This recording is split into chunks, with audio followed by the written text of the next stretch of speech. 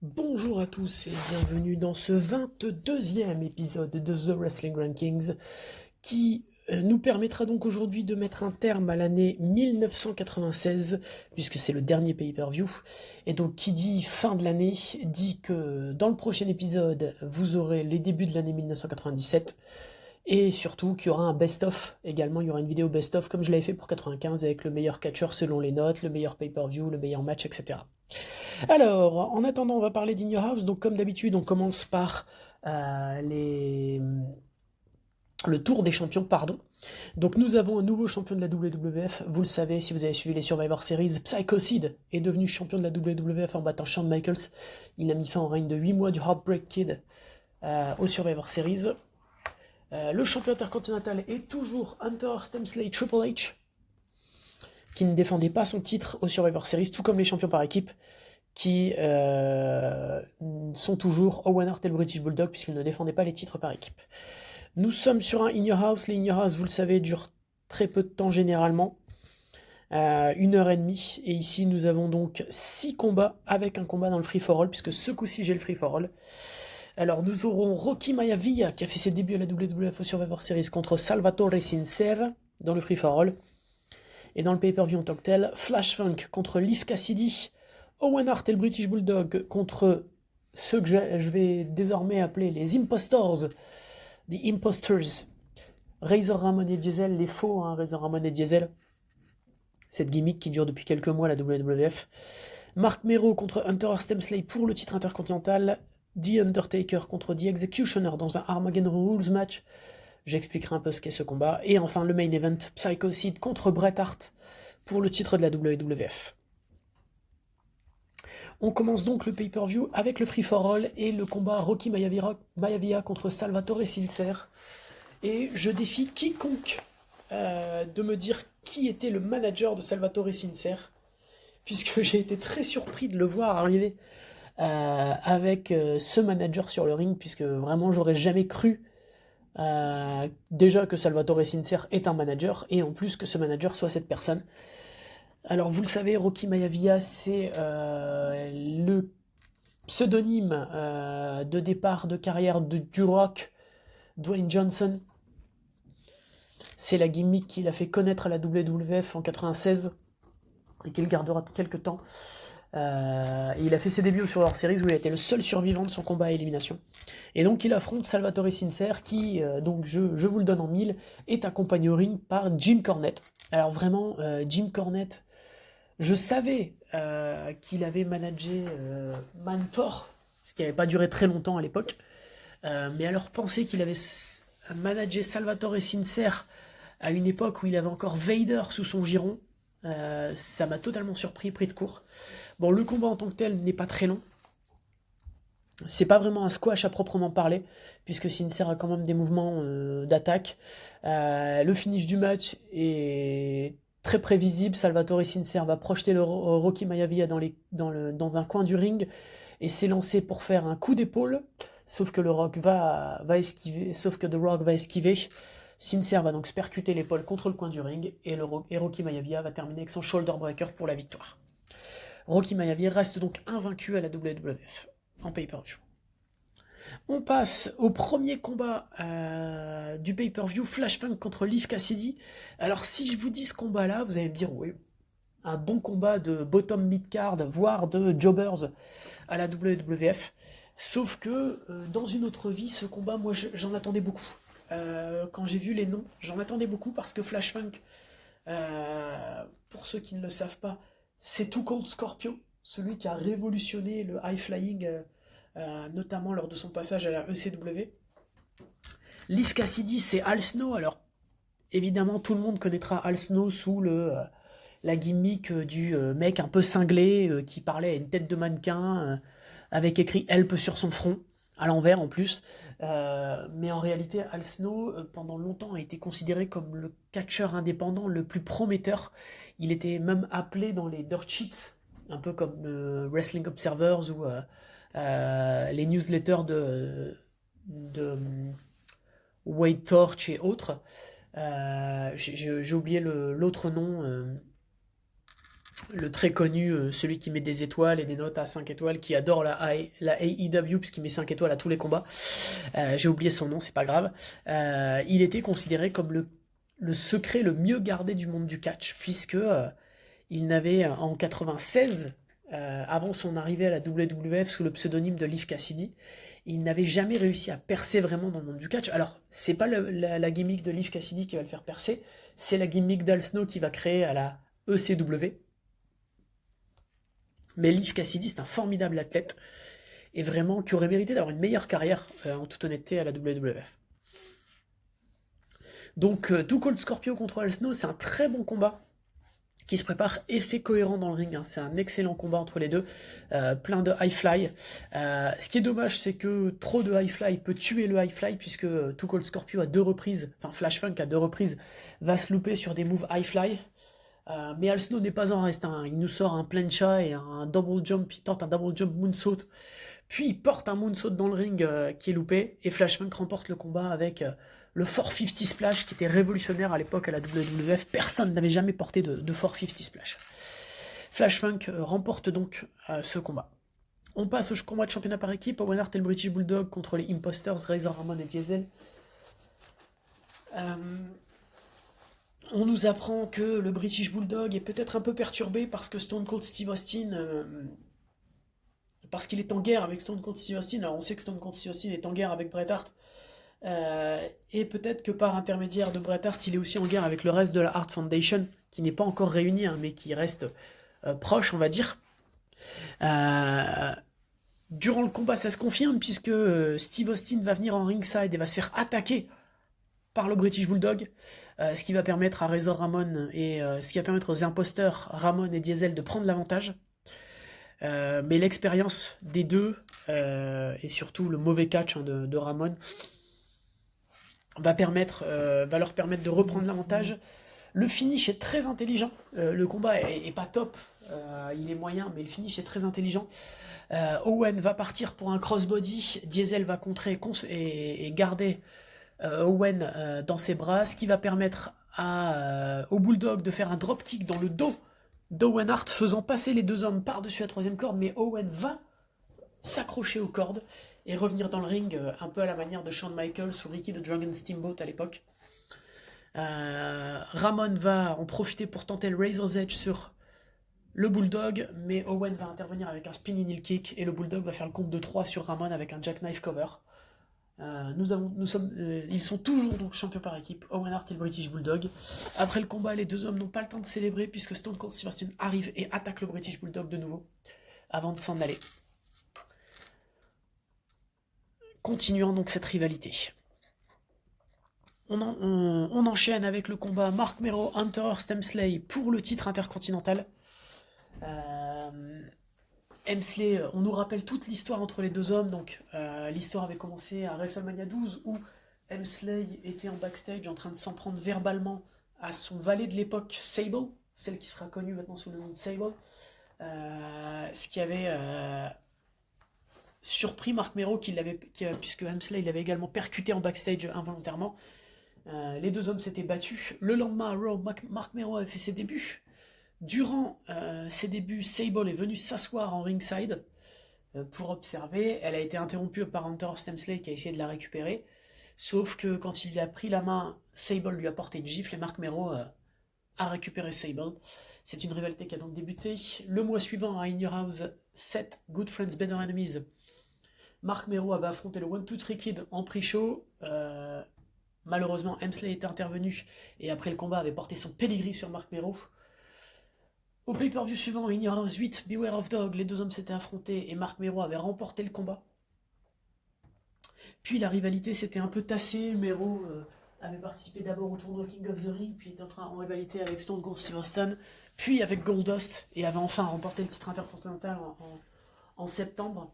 Hunter Hemsley, Triple H, comme vous le savez, avait été puni par la WWF suite au Curtain Cold Incident, et il avait disparu un petit peu des pay-per-view. Il était revenu à In Your House 11, où il avait affronté Stone Cold Steve Austin, et il était entré en rivalité avec Mr. Perfect Kurt Hennig, qu'il avait challengé pour un match à Raw. Le soir où il devait s'affronter, Hemsley avait soi-disant attaqué Perfect en backstage et l'avait blessé au genou, ce qui avait, euh, ce qui avait eu pour effet d'empêcher Perfect de combattre, mais son ami Marc Mero avait décidé de combattre à sa place, et Hemsley avait dit je suis d'accord, mais à une condition, tu mets le titre intercontinental en jeu. Mero avait accepté, et durant le combat, la ruse avait été avouée, puisque en réalité Perfect et Hemsley étaient de concert, et Perfect s'était attaqué à Marc Mero avec une chaise permettant à Hemsley de porter le pedigree et de remporter le titre intercontinental, son premier titre à la WWF.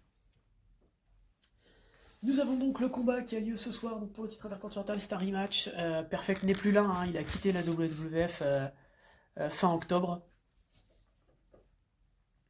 Et donc les deux hommes s'affrontent ce soir, un très bon combat de mid-card, les deux hommes se connaissent bien et partagent bien. On nous annonce avant le combat que Hemsley avait été vu durant le pre-show en train de discuter avec Marlena. Et du coup on se posait la question de savoir qu'est-ce qui pouvait se passer entre lui et Marlena. Durant le combat, il s'en prend également un Sable à un moment, ce qui rend furieux le Wildman.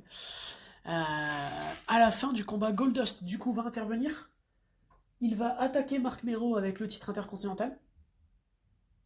On va penser que c'est pour aider Hemsley, lui qui est toujours en rivalité avec Marc Mero. Hein. Il a battu Marc Mero au SummerSlam, mais il a été battu par Mero pour le titre intercontinental à Ignorance 11. Mais derrière, il va aussi attaquer Hemsley avec le titre intercontinental. Donc on ne sait pas trop ce qui se passe, et ça va nous amener à un double décompte à l'extérieur du ring de Hemsley. Mero, lui, va rentrer dans le ring. Mero remporte donc le combat, mais pas la ceinture intercontinentale, puisque comme vous le savez, les titres à la WWF ne changent que par tombée ou soumission. Mero, qui est furieux de cette décision, va continuer son attaque sur Hemsley et va lui porter son White Thing, le Shooting Star Press.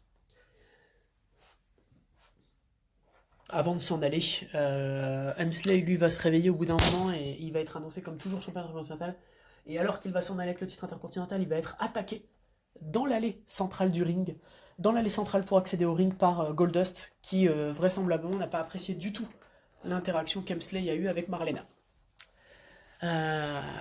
On passe à l'avant-dernier combat, The Undertaker contre The Executioner dans un Armageddon Rules match. Alors, avant toute chose, qu'est-ce qu'un Armageddon Rules match ? C'est ce qu'on appelait à l'époque, c'est ce qui était considéré à l'époque comme un Texas Deathmatch. Alors ça a beaucoup changé aujourd'hui avec les Texas Deathmatch.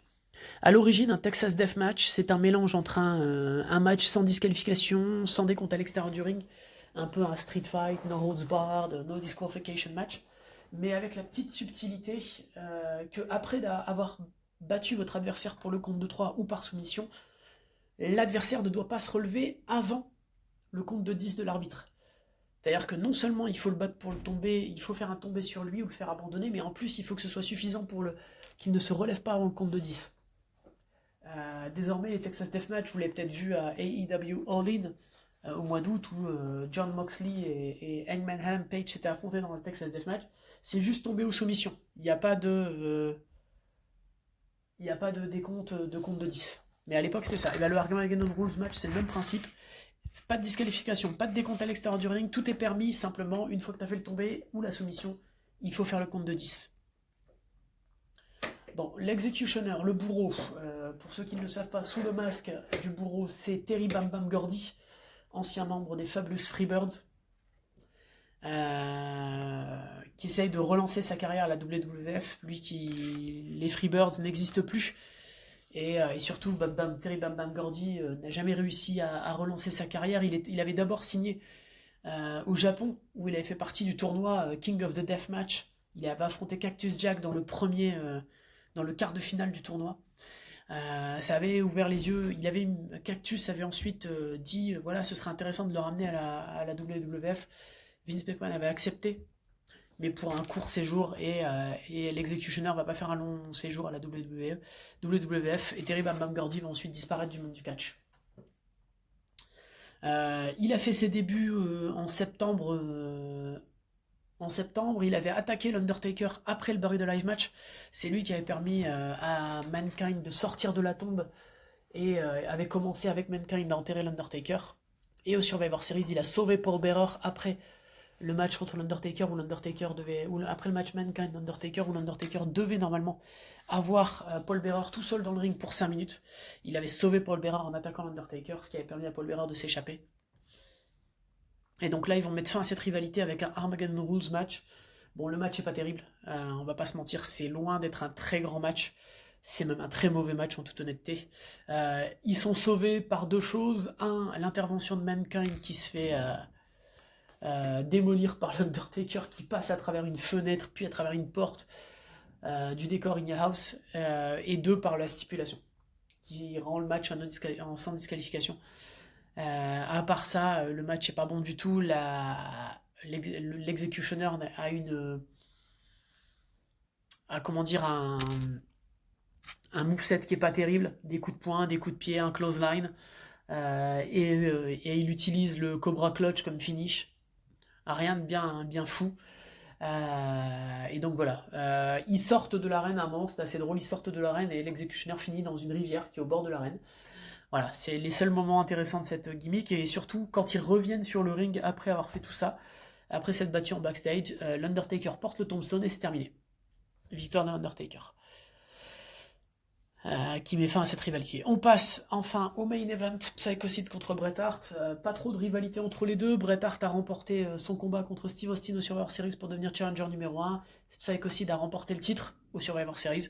C'est donc normal que les deux hommes s'affrontent ce soir à In Your House. Alors, pas trop de rivalité, comme je le disais, on nous indique juste que durant le pre-show, le matin du pay-per-view, Psycho Sid donnait une interview à l'extérieur de l'arène. Cette interview a été interrompue par Shawn Michaels, l'ancien champion du monde qui s'est attaqué à Psycho Sid.